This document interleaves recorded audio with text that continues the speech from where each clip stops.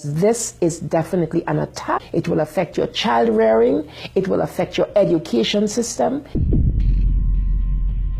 This is instructions for the teacher in the classroom to ask her or his students, how do people express their sexual feelings? What is abstinence? And here are some answers. Oral sex, masturbation, anal sex, massage, holding hands, touching each other's genitals, saying, I like you.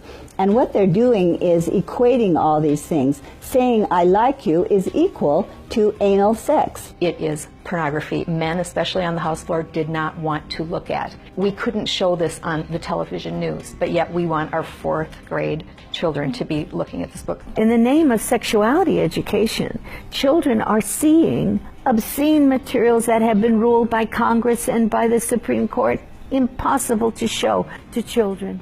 An online CSE program for African youth called The World Starts With Me tells children that sexuality includes oral sex and masturbation. It then tells them it's their own choice if they want to lose their virginity. It shows children pictures of naked girls and boys in various stages of development, and then asks them to point out differences in their private parts.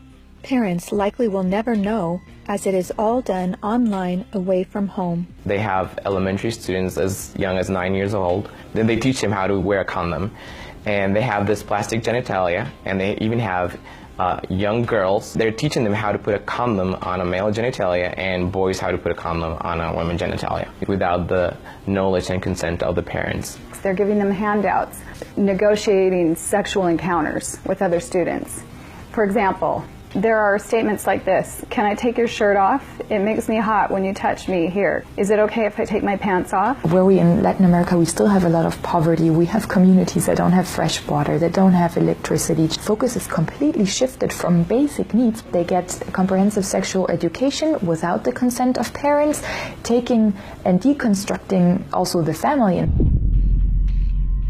My brother Luigi and I had an opportunity to go to the United Nations and give a speech on the UN floor. I told them how Planned Parenthood was passing out a booklet for HIV positive youth at the United Nations called Healthy, Happy and Hot. This is for the kids who have AIDS. It teaches about sexual pleasure through masturbation, with same-sex partners, and even if you are drunk. This pamphlet called Healthy, Happy and Hot tells young people that you have the right not to disclose your HIV status to a sexual partner if you're not comfortable. It also tells young people that are HIV positive that if they decide with their partner not to wear a condom, that's their decision. The World Health Organization standards for sexuality education in Europe actually suggest that children ages 0 to 4 should be given information about masturbation and given the right to explore their gender identities. For ages 4 to 6, children should be taught about same-sex relationships and respect for different norms regarding sexuality. The interests of organizations like UNFPA and IPPF is to get parents out of the picture and to radicalize and sexualize children. UNFPA has tried to convince my country to change our positions on issues such as reproductive rights and comprehensive sexuality education. Madam Chair, does the UNFPA think it can do this because Nauru is the smallest member state of the United Nations? The Nigerian government was actually told by the Western countries that if they do not give in, that they will be denied foreign aid. On page 89 of a UNICEF-published Sexual and Reproductive Health Manual, UNICEF listed situations in which one can obtain sexual pleasure that included sexual responses directed towards inanimate objects, animals, minors, and non-consenting persons. In the context of the Sustainable Development Goals that determines the agenda for the next 15 years, the voice is very, very biased. It's just International Planned Parenthood Federation and their affiliates have a direct influence on the outcome documents, on what is established, what is negotiated at the UN. Some of the objectives of the UNESCO Sexuality Education Guidelines include teaching children at age 9 about sexual stimulation and the definition and function of orgasm, and at age 15, that both men and women can receive sexual pleasure with a partner of the same or opposite sex.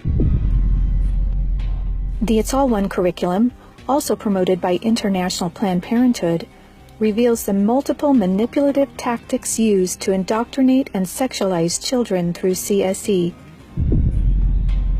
Like other CSE programs, It's All One claims, among other things, to be evidence-based, comprehensive, human rights, gender-sensitive, and culturally appropriate education that will increase young people's responsible decision-making, to reduce adolescent rates of pregnancy and sexually transmitted infections, including HIV.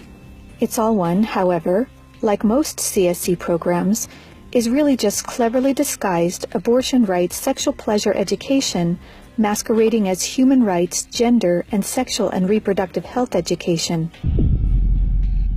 It aggressively promotes abortion. With over 112 references to abortion, It's All One has an obsessive focus on sexual pleasure, mentioning sexual pleasure 62 times.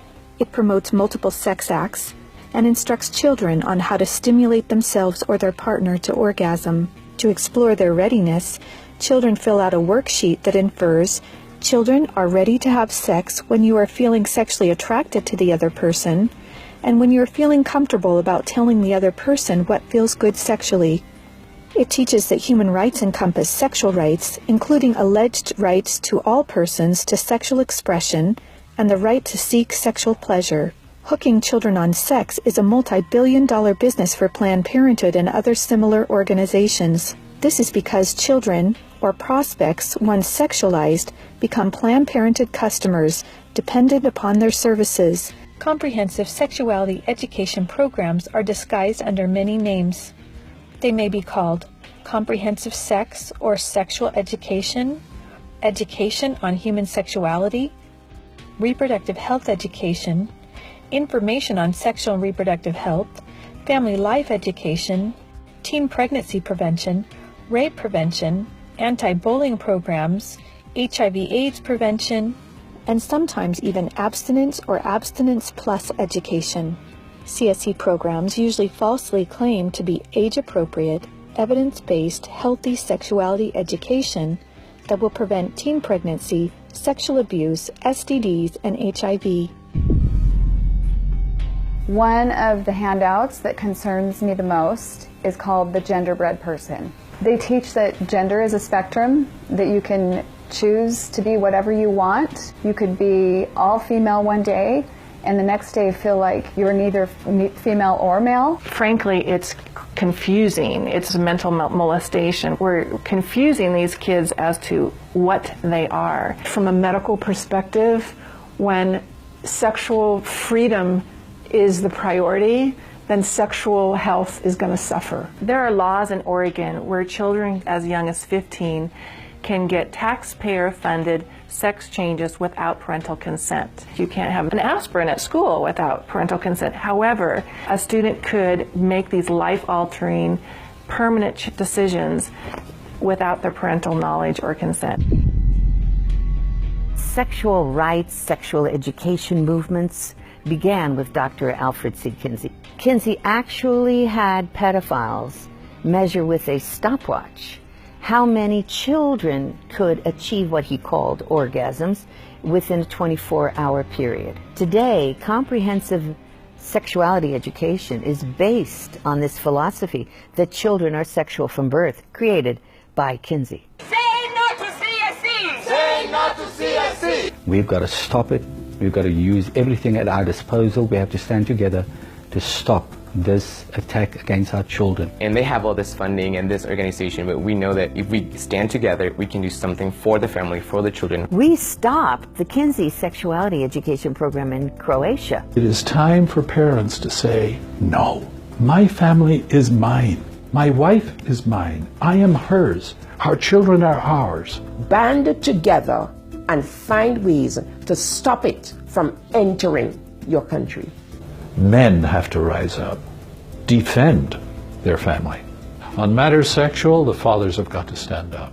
Say, you have no place talking sexuality to my children. We resist it, even with our lives, because that's what life is all about. It's happening on our watch. If we don't do something about it, it is all of us that carry that guilt. To learn more and to sign the petition to stop comprehensive sexuality education, go to stopcse.org. Together, we can and will protect the world's children.